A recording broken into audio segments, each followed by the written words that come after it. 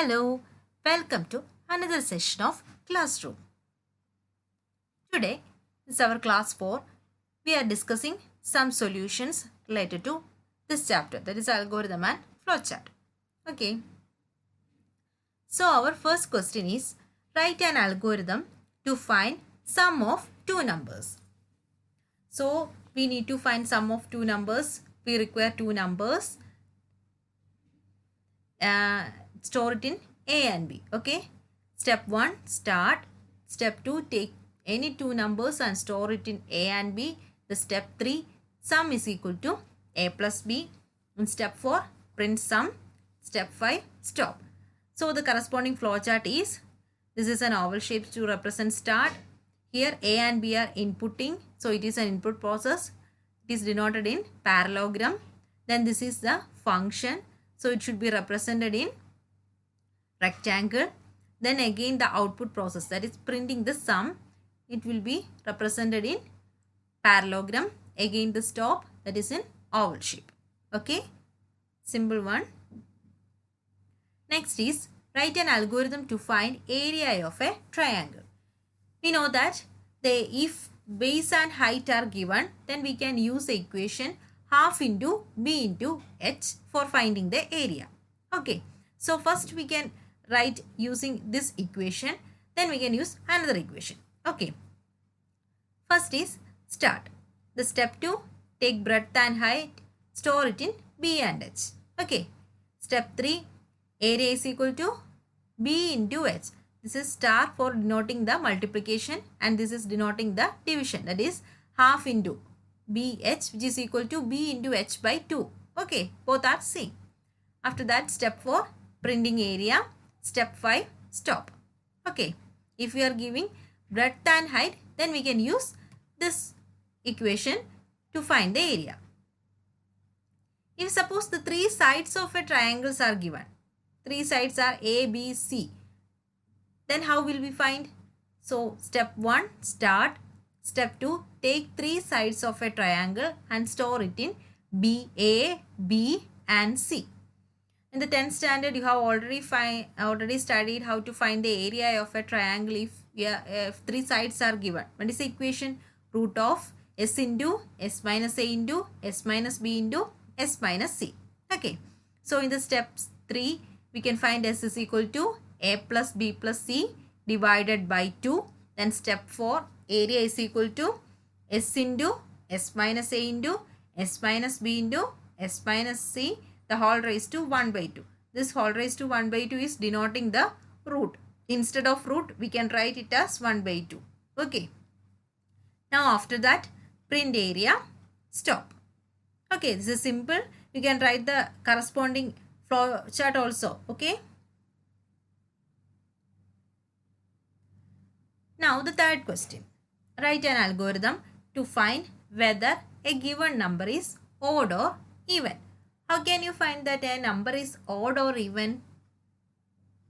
We can find a number is even if we dividing that number by 2, we get a remainder 0, then that number is an even number. Okay. Now, how to find the remainder of a number? In programming language, we are using this symbol, modulo. This is known as modulo symbol. Modulo symbol to find the remainder.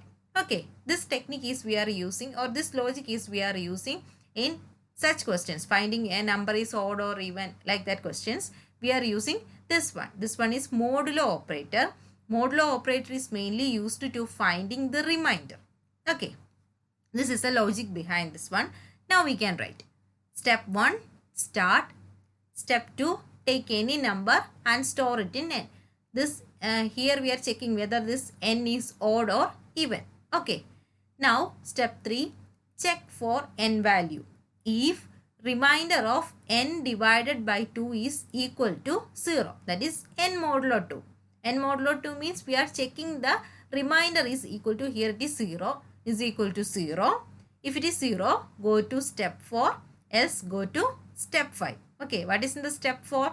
Step 4, print the number is even. In the step 5, print the number is odd. Okay, in the step 3, we will check the remainder of obtained when n is divided by 2 and that value is, if the remainder is 0, we will print the number is even. Otherwise, we will print the number is odd. I forgot that step 6. The step 6 you have to write stop. Okay. Are you okay with this one? We are checking that the remainder is equal to 0 or not. Okay. Now, fourth question. Write an algorithm to find the sum of all even numbers up to a given number. Okay. So, we need to find the sum of all even numbers. Okay. Usually, the even numbers are starting from 2 and we are adding 2 plus 2, 4 is also an even number. Again, 4 plus 2 is also an even number, like that, right? So, this technique is we are using here.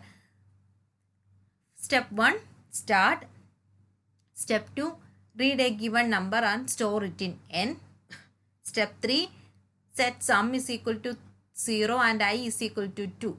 Why we are setting I is equal to 2? Because we are finding the sum of all even numbers. If it is odd number, instead of 2, we can write here as 1. Okay. The step 4, check I less than, here less than or equal to is there, less than or equal to n. Then go to step 5, else go to step 7. What is in the step 5? Step 5, sum is equal to sum plus I. We have already done that, a sum of n numbers, right? The same thing is here. Only the difference is here I become 2 and here I is equal to I plus 2. Okay, only the difference is here the first one I is equal to 2 and here I is increased by 2. Why we are increasing I by 2? Because here it is even number. Okay. So in the step 5, sum is equal to sum plus I. Step 6, I is equal to I plus 2 and go back to step 4. Till this condition become false. When this condition become false, we will come to here and print the sum of even number is sum. Then after that, stop. Okay. Are you okay with this one? Then write an algorithm to find sum of all odd numbers. What are the changes? Here I become 1 is the only change. Then instead of here even number, we can write as odd number. Only the change is here I become 1 and everything is same. Okay. Now draw a flowchart to find the area of a circle. First is a start step. We are putting it in the oval. Then next one is input radius. So it will be in the parallelogram. Then this is the process. That area is equal to pi r square, that is 3.14 into r into r. Okay, this is radius and store it in r. So we can write that r into r or radius into radius. Now after that, print area, stop. This input and output both are in parallelogram. This is in rectangle. Please note that this is in rectangle and this input and output both are in parallelogram. Okay. Now draw a flowchart to find smallest among n numbers. We have already write an algorithm to find biggest of two numbers. Okay, similarly here it is smallest of two numbers. This is a start button. Then after that, inputting A and B, two numbers are inputting. So this will be in the parallelogram. Now after that, check that which one is lesser. A is less than B. If the condition is true, A is a smaller one. If the condition is false, B is a smaller one. After that, stop. Okay. See, this is the flowchart and the corresponding algorithm is all the steps are denoting using step 1, step 2 like that. Step 1 is directly start. Step 2, input A and B. Step 3, check this one. If the condition is true, we will go to 4. Otherwise, we will go to 5. Okay, in the fourth step, print A is smaller. Fifth one, print is B is smaller. 6, stop. If you are able to write an algorithm, then you can directly convert. It is easy to convert as a flowchart. Okay, just compare this to one.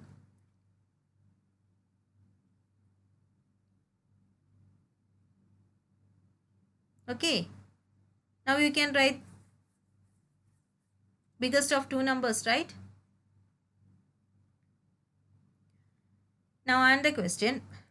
Draw a flowchart to find the sum of all multiples of 5 up to a given number. Okay. So we need to find the multiples of 5. How can you get the multiples of 5? What are the multiples of 5?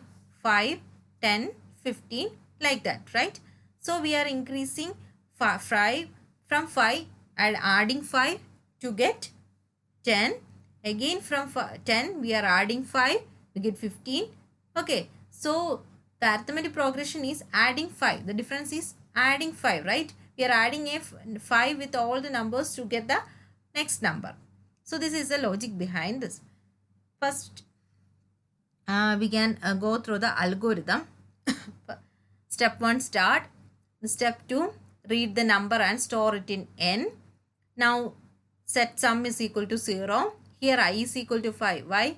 Because we are finding the multiple of 5. That's why we are putting I is equal to 5.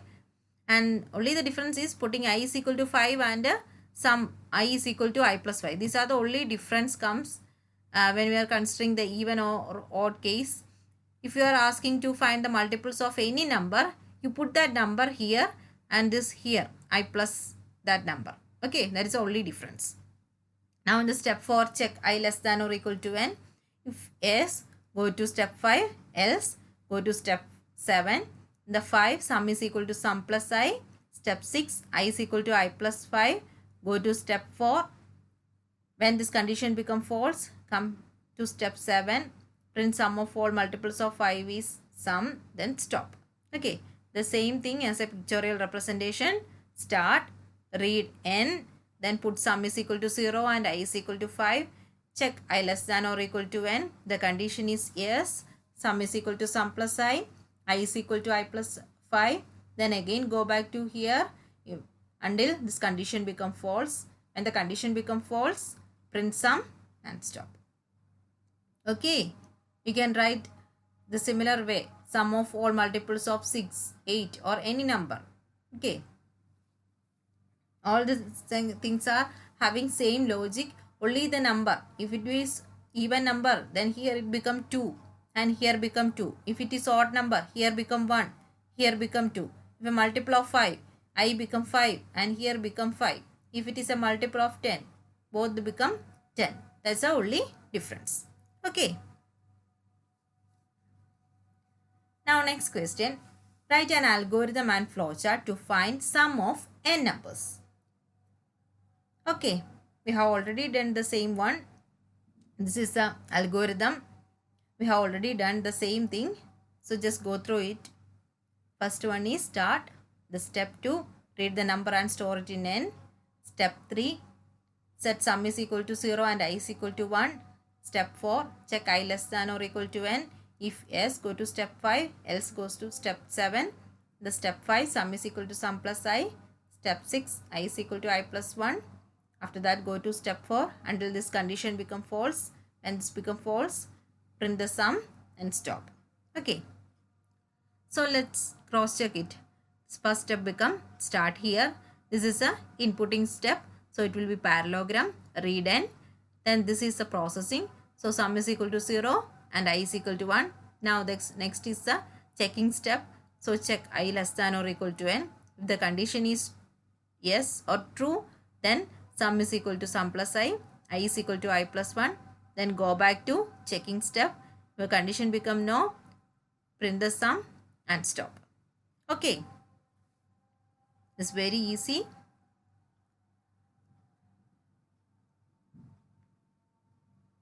Please try to understand all the concept behind this algorithm and flowchart. Only the concept, because this concept is necessary for doing programming in Python.